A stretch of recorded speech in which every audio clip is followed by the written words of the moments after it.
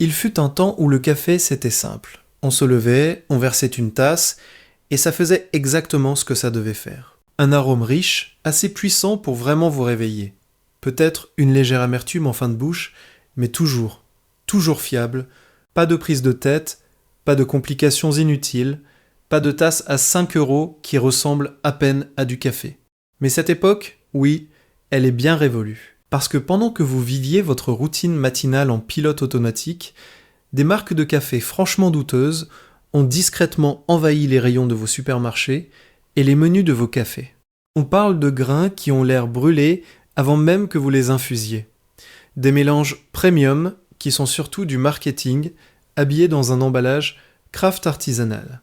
Et des tasses si fines et si aqueuses qu'elles ressemblent davantage à une déception aromatisée au café qu'à quelque chose qui devrait vous coûter de l'argent. Et le pire, c'est que vous ne vous en rendez compte qu'après la première gorgée, quand il est déjà trop tard. Marque numéro 8, café soluble, Nescafé classique. Commençons par le bas, et je veux dire vraiment le bas. Nescafé classique est présent dans les cuisines françaises depuis des décennies, convainquant silencieusement des générations entières que ce liquide fin, terne et à peine présent, c'est tout simplement ce que le café est censé être. Voilà le vrai crime. Pas que Nescafé classique existe, mais que tant de gens ne le remettent jamais en question. La chose à comprendre sur ce produit, c'est qu'il n'a jamais été conçu pour avoir bon goût. Il a été conçu pour se dissoudre rapidement et coûter le moins possible. Ce n'est pas une philosophie du café, c'est une stratégie logistique. Vous obtenez du café lyophilisé en granulés qui se dissolvent dans l'eau chaude. Le procédé qui transforme du café vraiment infusé en ces petits cristaux élimine la quasi-totalité des huiles essentielles, ces composés responsables de la complexité aromatique, du corps et de la saveur qui rend le café digne d'être bu. Ce qu'il vous reste, c'est un liquide fin, légèrement granuleux, qui a un goût artificiel, difficile à décrire complètement, mais impossible à ignorer une fois qu'on l'a repéré. L'arôme est la partie la plus accablante, il disparaît en quelques secondes après le mélange. Un vrai café tient son parfum. Nescafé vous offre un bref moment de chaleur vaguement caféiné. Puis c'est fini, remplacé par un arrière-goût plat et légèrement âpre qui persiste bien plus longtemps que tout ce qui est agréable. Marque numéro 7, Café Aldi Lidl, marque distributeur premier prix. Un cran au-dessus, et je veux être clair, ce n'est pas un compliment, c'est juste de la logique. Les cafés premier prix des hard discounters et les marques de supermarchés bas de gamme appartiennent fondamentalement à la même catégorie. Café moulu, produit en masse, privilégiant la stabilité en rayon à toute saveur réelle.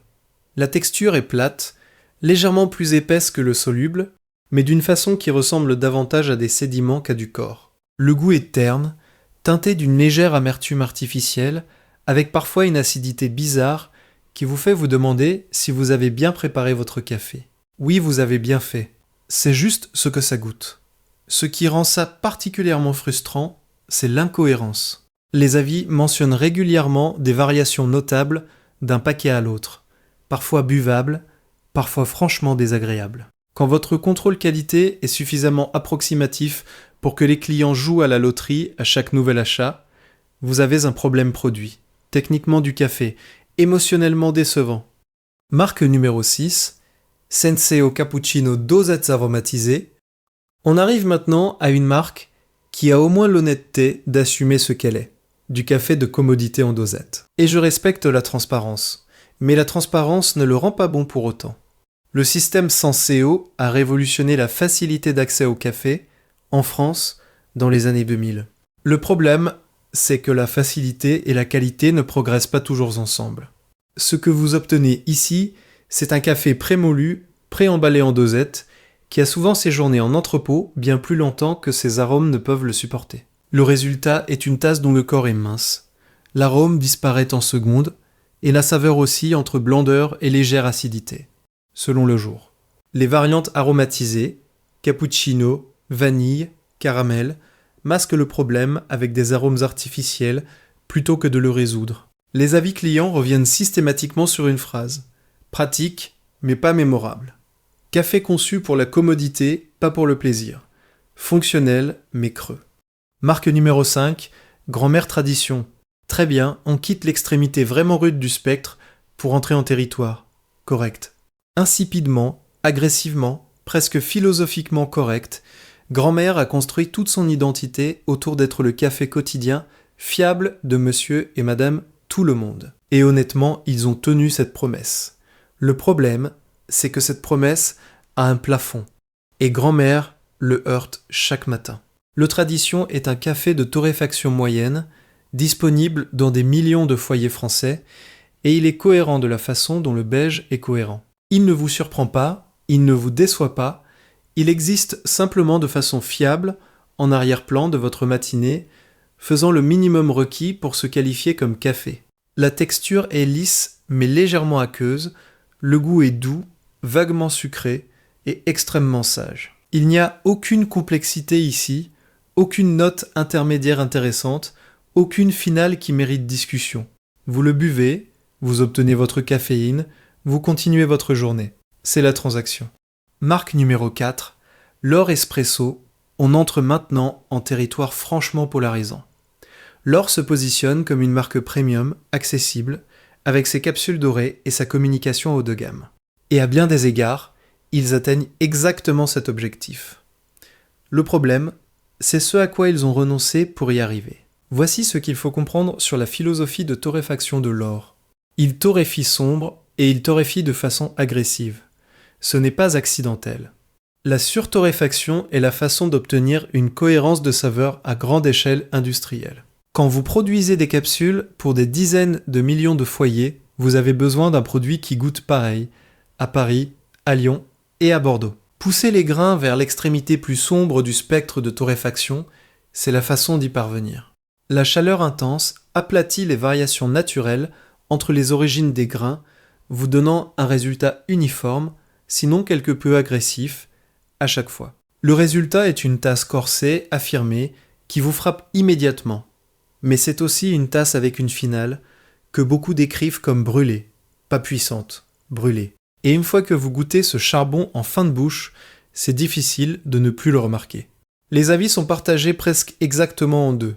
La moitié adore la puissance, l'autre moitié la trouve désagréable. Puissant, mais au prix de toute subtilité. Marque numéro 3, Café Méo.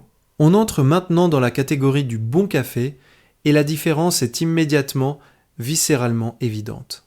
Méo est une maison de torréfaction française fondée à Lille en 1928, avec près d'un siècle de savoir-faire derrière elle. Ce contexte compte quand vous ouvrez un paquet. C'est de la torréfaction sombre, mais pas sombre dans le sens l'or, pas torréfiée agressivement pour produire de l'uniformité. Sombre dans le sens de la richesse, de la complexité délibérée et stratifiée. La sensation en bouche est lourde et légèrement huileuse, dans le meilleur sens possible, ce qui vous dit immédiatement que les huiles essentielles de ces grains ont survécu au processus de torréfaction intact. Vous obtenez des notes profondes et fumées, un soufon chocolaté et une finale forte mais pas agressive. Les avis décrivent régulièrement Méo comme la torréfaction sombre rare qui ne vous punit pas pour l'avoir choisi. Puissant sans être agressif, complexe sans être prétentieux. Marque numéro 2, Lavazza Super Crema. On est dans le top 2 maintenant, et l'écart entre ici et tout ce qui est en dessous de Méo est substantiel. Lavazza torréfie du café à Turin depuis 1895, plus de 125 ans à faire une seule chose et à la perfectionner continuellement. Super Crema est leur mélange espresso phare, et c'est l'un de ces produits qui vous font comprendre pourquoi certaines marques développent des fidélités qui durent des générations. Le nom n'est pas accidentel. Super Crema est construit autour de la crema. Cette mousse épaisse, couleur caramel qui se pose sur un espresso correctement extrait et qui vous dit tout ce que vous devez savoir sur la qualité de ce qui se trouve en dessous. Mauvais grain, mauvaise torréfaction, mauvaise extraction, pas de créma ou une créma qui s'effondre en secondes. Lavazza Super Crema produit une créma qui tient, qui a de la texture et de la profondeur, et qui tient la promesse de ce que l'espresso est censé être. Marque numéro 1, Café Terre de Café Single Origin. Et nous y voilà. Numéro 1, et ce n'est pas vraiment proche.